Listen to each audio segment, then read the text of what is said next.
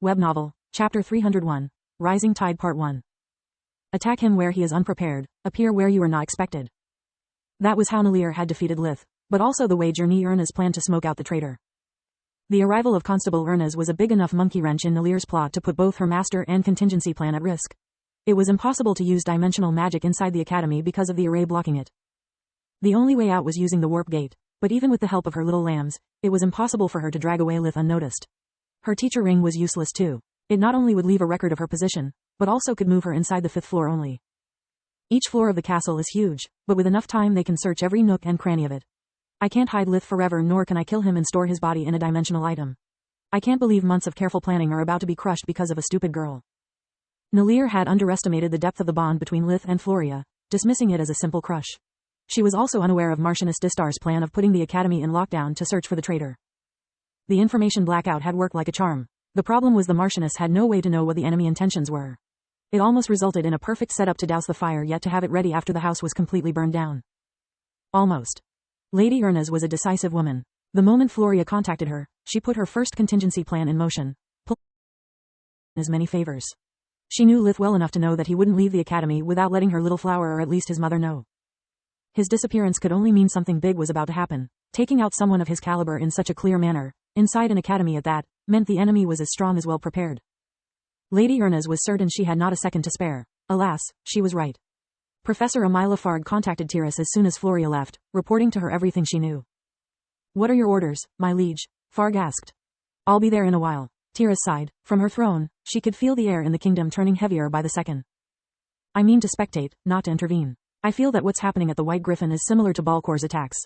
A reckoning. Humans are bound to make mistakes, and it's only by suffering the consequences of their choices that they have the opportunity to grow.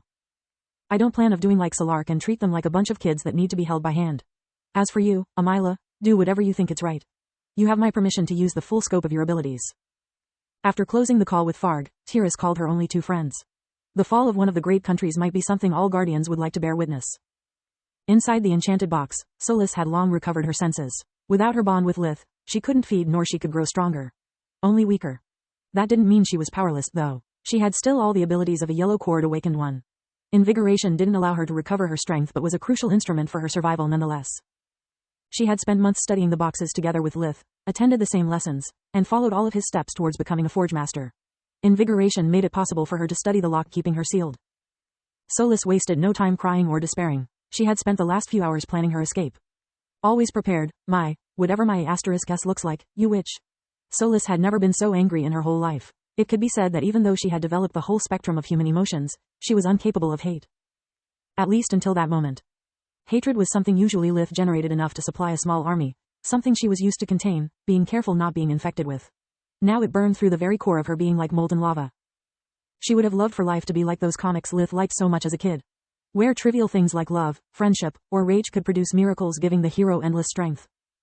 If love could do any good, Nalir wouldn't ever manage to take them apart.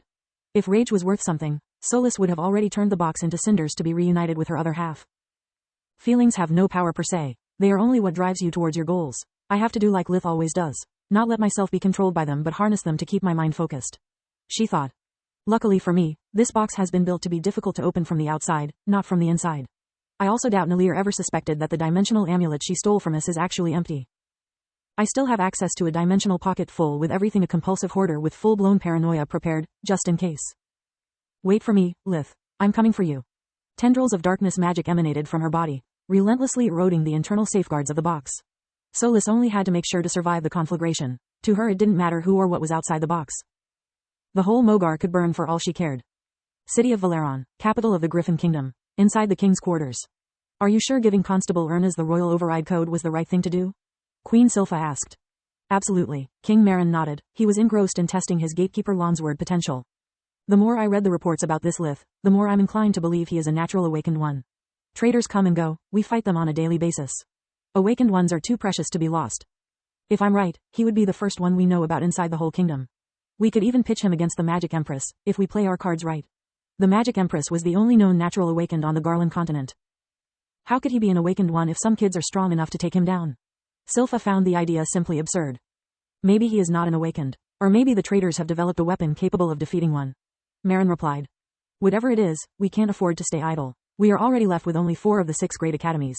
Losing the White Griffin and the most promising student in one fell swoop may be a blow that we could not be able to bear. Not now. We are already stripping the ancient noble households of their privileges bit by bit, redistributing them according to merits and loyalty. The kingdom is still too unstable. If the traitor threatens one of our assets, we must react swiftly.